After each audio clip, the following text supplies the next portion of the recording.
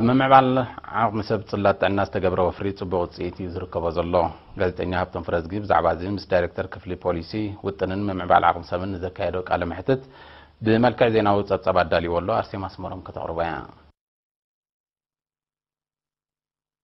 ሚኒስትሪ ጥዕና ዓቕሚ ሰቡን ምምዕባል ዝገብሮ ዘሎ ወፍሪ ጽቡቕ ውጽኢት ይርከቦ ከም ዘሎ ኣብቲ ሚኒስትሪ ጊዜያዊ ዋና ዳይሬክተር ክፍሊ ፖሊሲ ውጥንን ምምዕባል ዓቕሚ ሰብን ዶክተር ብርሃነ ደብሩ ገሊጹ ነሪና ኣብ ዝሃቦ ሓበሬታ ዶክተር ብርሃነ ኣብ ፈለማት ሰዓታት ቁጽሪ ሞያውያን ጥዕና ብጠቕላላ 11600 ዝነበረ ኣብ ሰዓቡ ናይ ነጽነት ዓመታት ጎኒ ምስፋሕ ዝርግሐ ትካላት ጥዕና ሞያዊ ዓቕሚ ክብ ንምባል ብዝተሰላሰለ መደባት እቲ ኣሃዝ ናብ ልዕሊ 6600 ክብ ብምባል ናይ 1400 ሚእታዊት ዕቤት ከም ዘመዝገበ ኣብርዮም ንኣብነት ነርስ ቁጽሪ ነርስ እንድሕሪና ከ467 ዝነበረ ናብ 1505 ኮይኑ እዚ ትዕቤቱ ب222% ወይ ሚእታዊት ወሲኹን ሪኦ ናይ ኣሶሲየት ነርስ እንድሕሪና ተሓገስ ጥዕና እንድሕሪና ካብ 639 ናብ 2975 ከም ዝዓቢ ተገይሩሎ እዚ ከዓ ተወሰኽ ብ365 ሚእታዊት ኮይኑ ማለት እዩ ናይ ላቦራቶሪ ክኢላታት እንተሪእና ካብ 66 ናብ 508 ክቢሉ እዚ ከዓ ብ670% ኣቢሉ ወሳኽ ገይሩ ማለት እዩ حكاي مترينا كاب 10 ناب 336 توسخ ريلو زغاب شحن 80% ويا ميتاو توسي كله مالتي ناي سني كيلاتات زوم دينتال ثيرابيس نبلو ندحرينا ابوان حرنت 15 طرايم نيرو حجي 257 الو زي بميتاو تكرر خلو 946% مالتي افارماس مترينا لكعكمو ناي 657% وسخ أريلو بس مسرت حدا حكيم ن 37 شح حمومات زنبر متن ابزوان زي ناب حدا حكيم ن 15 شح حمومات كم زورده نتي عالماوي ودب تاعنا زطلبو حدا حكيم ن 10 شح حمومات زبل ملكعي ابزمت 3 عامات مفتوح دما بوطن يسرح كم زلو انطيروم اب 2004 زتمسرته بيت مرتي حفشاوي حكمنا سنن اوروتا كليتنا في تطعنا اسمرا ኣብ ሰለስተ ዞባታት ዝርከባ ኣብያተ ትምህርቲ ተሓጋገዝቲ ነርስ ከምኡን ብናይ ምልኣኽ ዘምህር ማእከል ኣብ ምፍራይ ሞያውያን ጥዕና ብዓይነትን ብዝሕን ልዑል ኣበርክቶ ይገብሩ ምህላዎም ብምጥቃስ ጎንጎን እዚ ኣብ ንጡፍ ስራሕ ዝርከቡ ሞያውያን ደረጃኦም ከም ንምባል መደባት ይሰላሰል ከም ዘሎ ሓቢሮም ሚኒስትሪ ጥዕና ኣብ ሃገርና ዘድልዮ ዓውድታት ትምህርቲ ሕክምና ንምትእስሳው ምስ ኮሚሽን ላዕለዋይ ትካላት ትምህርቲ ጥቡቕ ናይ ስራሕ ዝምድና ከም ዘለዎ ዝሓበረ ዶክተር ብርሃነ ብዘይካዚን ሞያውያን ናወፃኢ እናሰደድካ ከምኡውን በብግዚኡ ናብ ውሽጢ ሃገር ምዝመፁ ወለንታውያን ክኢላታት ብምልፋን ተመክሮ ንምቕሳሞም ከም ዝፀዓር ኣረድዮም ኣብ 2004 መንግስቲ ኤርትራ ብዓፈሽኡ ብዝወሰዶ ስጉምቲ ሓደ ቤት ትምህርቲ ሕክምና ወይ ኦሮታ ሜዲካል ስኩል ንብሎ ቤት ትምህርቲ ሕክምና ከም ዝቆም ተገይሩ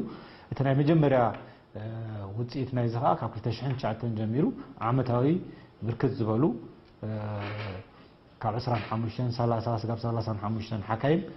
ይወጹ ኣለዉ ብጀካዚ ኣብ ኮሌጅ ስነ ፍልጠት ብኣማይ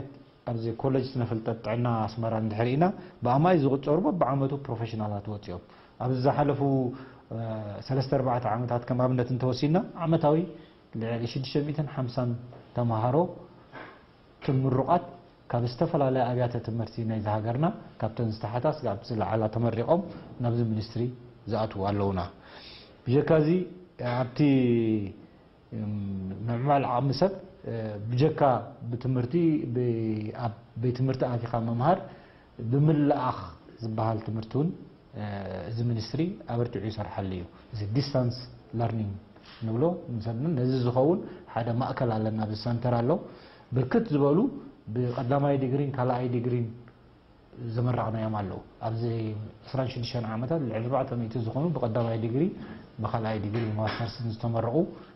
اللونا مالتيو سنة مقبارن توفاينتنا أمو يحكمنا العلا قداس النت كم زلو استغسى دكتور برهان أمو داتا مويا وين نزب قبو زمالو نكخونو بزيكاتياب وان تمرتي زوهاب أبوتا صراح قطالي سلطنات مهابن حموم زماكل أكايدا كخطولو كوسكوسات مودابن اتمينيستري العلا تكرو كم زهبو قليتهم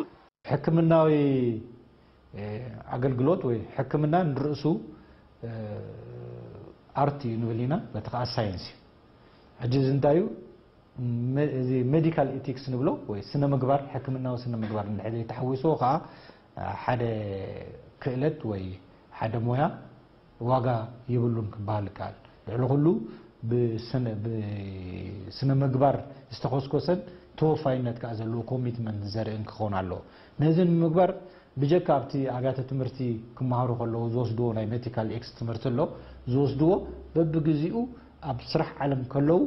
ብዛዕባ ኤቲክስ ትምህርቲ ከም ዝወሃብ ሜዲካል ኤቲክስ ከም ዝወሃብ ንገብር ኢና እዚ ከዓ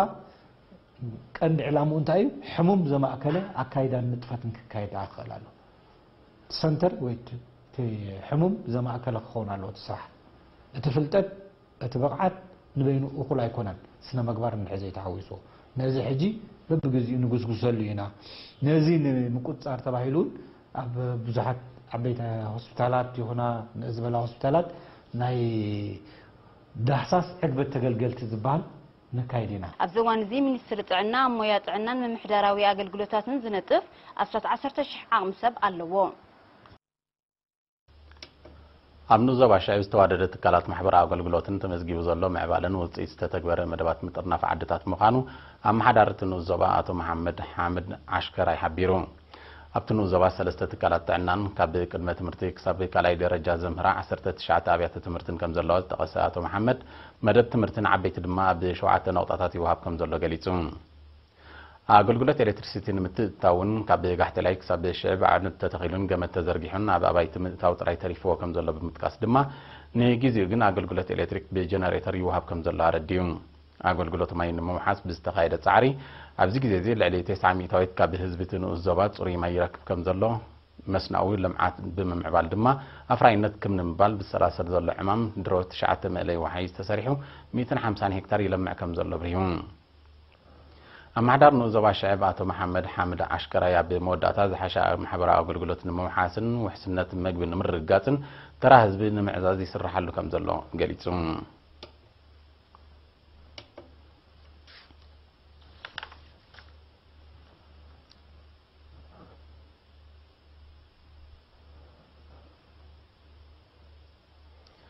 ተመሓላለፍቲ ሕማማት ንምክልኻል ኣብ ርእስቲ ሰብ ሞያ ዘካይድዎ ፃዕሪ ንቕሓት ህዝቢ ክብልውን ፃዕርታት ይካየድ ከም ዘሎ ይፍለጥ ኣብ ንኡስ ዞባ ሰልዓ ኣንጻር ሕማም ዓባይ ሰዓል ብዛዕባ ዝተኻየደ ንጥፈታትን ውፅኢቱን ብዝምልከት ወኪል ኤሪና ዮሱፍ ኢድሪስ ንዘዳለወ ጸብጻብ ሊድያ ተክለማርያም ኣብ ዞባ አንሰባ ንኡስ ዞባ ሰልዓ ኣንጻር ተመሓላለፍቲ ሕማማት ብሓፈሻ ዓባይ ሰዓል ድማ ብፍላይ ውፅኢታዊ ስራሕ ተዓሚሙ ሓላፊ መደበር ጥዕና ንኡስ ዞባ ነርስ ዘመንፈስ ገብረ ልዑል ንኤሪና ብዝሃቦ ሓበሬታ ኣፍልጦ ንቕሓትን ሕብረተሰብ ኣብ ተመሓላለፍቲ ሕማማት እናበረኸ ብምምፅኡ ምስ ናይ ዝሓለፈ ዓመት ክነፃፀር እንከሎ ሕማም ዓባይ ሰዓል ማለት ቲቢ ብ50 ሚእታዊት ሕማም ዓሶ ድማ ብ10 ሚእታዊት ከም ዝነከየ ገሊጹ ኩነታት ቲቢ ኣብዚ ንኡስ ዞባ እንተሪእና ምስ ናይ ዝሓለፈ እዋን ክነፃፀር ከሎ ካብ ግዜ ናብ ግዜ እንዳዋሓድና ኢና ንመፅእ ዘለና ምናልባት ምስ ናይ ዓም ምስ ናይ ቅድሚ ዓም ክወዳደር ከሎ ሕጂ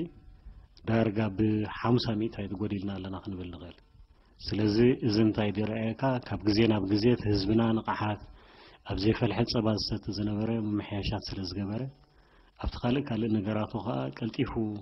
ክሕከም ስለ ዝኸኣለ ነፍሲ ወከፍ 2 ወርሒ ናይ ክታበት ኤስኦኤስ ዝበሃል መደብ ስለ ዘለና ምስኡ ከዓ ዝኣክል ጎስጎሳትና ነቲ ህዝቢ ረኺብናያ ከለና ንመሓላልፈሉ ስለ ዘለና ህዝቢ ነቲ ንሕና ዝሃብናያ ሓበሬታ ብግብሪ ኣባይታ ክጥቀመሉ ስለ ዝኸኣለ እቲ ለውጥታት በብቕሩብ ክመፅእ ክኢሉ ኣሎ ሕማም ቲቢ ንምቁፅፃር ኣብ ርእስቲ ንቕሓት ህዝቢ ክብል ምባል ዝካየድ ፃዕሪ ንቑጣታት መዐደሊ መድሃኒት እናሰፍሐ ይመፅእ ከም ዘሎ ወከልቲ ጥዕና ዓዲ ድማ ኣብ ምክትታል ሕሙማት ሓያል ንጥፈታት የካይዱ ምህላዎም ዝጠቐሰ ነርስ ዘመንፈስ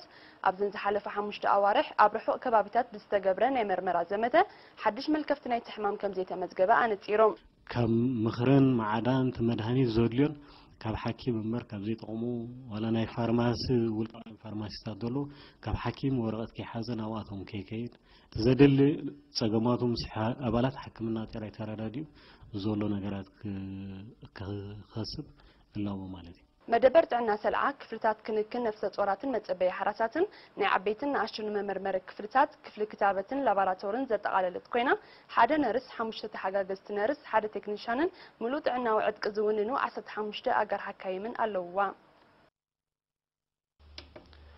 ተቐማጠ ምምሕዳራት ከባቢ ሽዕብ ሰለባን ደብረ ሲናን ብውሕጅ ተበላሽዩ ዝጸንሐ ካብ ሓውሲ ከተማ ኤደን ተበጊሱ ናብ ዓድታቶም ዝኣቱ ልዕሊ 17 ኪሎ ሜትር መስመር ብወፈራ ይጸርጉ ኣለዉ محدار زوبا عن سبات وعلي محمود نتي سلاسل زلو صراح دحر معزاب محدار زوبا اب غونم كم زلو አረጋግጥሎም ነበርቲ ኣብ ዝሃቦ ሪቶ ብምውሃድ ህዝቢ ክልቲአን ምምሕዳራት ከባቢ ዝስራሕ ዘሎ መስመር ኣብ ርስቲ ንኣገልግሎት መጓዓዝያ ዘለዎ ረብሓ ሕርሻዊ ፍርያቶም ብኣጋን ናብ ተገልጋሊ ንምብፃሕውን ሓጋዚ ምዃኑ ብምግላጽ ቢንቶታት ዘድልዮ ቦታታት ስለ ዘሎ ንዋታዊ ደገፍ ክግበረሎም ሓቲቶም